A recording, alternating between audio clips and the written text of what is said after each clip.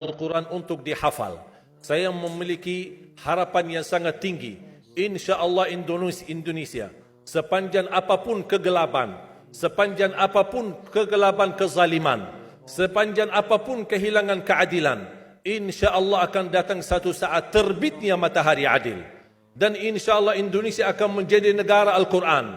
Saya bisa meyakinkan gitu karena saya telah merasakan bagaimana di Turki. Turki negara sekuler yang ratusan tahun serangi Islam, ratusan tahun menabaikan Islam, tidak boleh kumandangkan azan dalam bahasa Arab, tidak boleh ada rumah tahfiz, tidak boleh ada pesantren, tidak boleh belajar agama, tidak diberikan anak-anak kita bisa belajar dengan sendirinya Al-Quran. Semuanya dilarang dengan keras, bahkan terancam orang-orang yang melanggar aturan itu. Allah Subhanahu wa taala melahirkan seorang presiden yang bisa membaca Al-Quran. Coba buka di YouTube bacaan Erdogan bagaimana. Itu dilahirkan dari negara sekuler. Saya bisa meyakinkan insya-Allah 1 juta menghafal Al-Quran. Dan Bapak Ibu mudah-mudahan masih punya umur akan mendengar pengumuman besar. Imam besar salat Idul Fitri dan Idul Adha sekaligus khatib adalah Presiden Republik Indonesia menghafal Al-Quran. Itu yang saya yakini. Dan saya tidak pernah merasa lelah. Dan saya selalu berkata sama istri, kalau saya mati itu pun karena saya bersama Al-Quran. Wallahi jamaah sekalian, yang bersama Al-Quran tidak akan merugi. Berkah rizkinya, berkah umurnya, terjamin kebahagiaan. Allah Subhanahu wa taala hanya minta satu, berkenan bersama Al-Quran di dunia. Apa yang kita dapat? Apa yang akan dibalas? Akan Al-Quran temani kita di dunia, akan temani kita saat sakratul maut, akan temani kita di kuburan membela kita, akan menemani kita saat kita dibangkit oleh Allah, akan menemani kita saat hisab, akan menemani kita saat berjalan di atas sirat yang sangat tipis dan panjang, bahkan tajam jalanannya. Begitu sampai ke surga, apakah Al-Quran melepas? Tidak akan melepas. Al-Quran masih berkenan, padahal kita hanya cuma sekali berteman sama Al-Quran di dunia. Dia begitu luar biasa panjangnya bertemanan sama kita sampai ke surga. Bahkan akan temani kita masuk surga. Sebagaimana bersabda Rasulullah SAW, yuqalu liqari'il Quran, ahlul Quran di dunia yang kesibukannya baca, kesibukannya hafal, tidak membuangkan waktu sia-sia, selalu bersama Al-Quran. Allah suruh dia, bacalah dalam surgamu, naik derajatmu. Baca, naik lagi, tambah lagi baca, naik lagi. Sampai di posisi mana pun anda berhenti baca, disitulah posisimu di dalam surga. Bagaimana kata Siti Aisyah di riwayat Imam Muslim, jumlah tingkatan-tingkatan dalam surga Allah sesuai jumlah ayat Al-Quran. Oleh karena itu tidak ada yang lebih tinggi di dalam surga Allah daripada Ahlul Quran. Cukuplah bahagia Ahlul Quran ketika di hari kiamat dipanggil. Semua manusia dibangkitkan oleh Allah.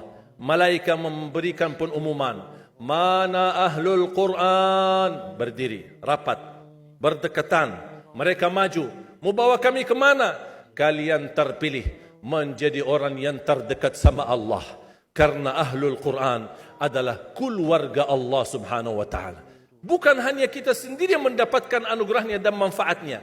Semua keluarga kita, termasuk orang tua kita dan orang yang ada di sekitar kita. Makanya jemaah sekalian, kalau anda gagal penghafal Al-Quran, anakmu pun gagal penghafal Al-Quran, jangan sisahkan walaupun saham menjadi saksi baik di hadapan Allah. Ya Allah, saya belum hafal, anakku gagal penghafal Quran, tapi insya-Allah hartaku, usahaku, pikiranku, tenagaku bisa terus memperjuangkan Al-Quran. Apa saja, ya Allah, insya-Allah menjadi saksi baik. Dan nanti di hari kiamat, insya-Allah kita bersama Ahlul Quran mendapatkan syafaatnya Al-Quran di hari kiamat. Kita sangat membutuhkan ayat-ayat yang dikumandangkan ketika meninggal dunia. InsyaAllah setiap satu huruf akan disalurkan 10 kebaikan. Mudah-mudahan semua yang hadir diberikan kemuliaan dan keanugerah dari Allah menjadi Ahlul Quran, penghafal Al-Quran, penghayati Al-Quran, para pencinta Al-Quran, berakhlak-akhlakul Quran. Ya Allah, aku mohon atas izinmu ya Allah, kami bersama-sama bertemu di masjid ini. Berilah kepada kami kemuliaan bersama-sama bersama Ahlul Quran di dalam surgamu ya Allah, ya Dzal Jalal wal Ikram, ya Arhamar Rahimin, ya Arhamar Rahimin. Anugerahlah kepada kami anak dan keturunan penghafal Al-Quran, anak dan cucu penghafal Al-Quran yang mampu menjaga nama baik keluarga kami, yang mampu membanggakan kami di hadapan-Mu hari kiamat, yang mampu menhadiahkan mahkota untuk kedua orang tua kami.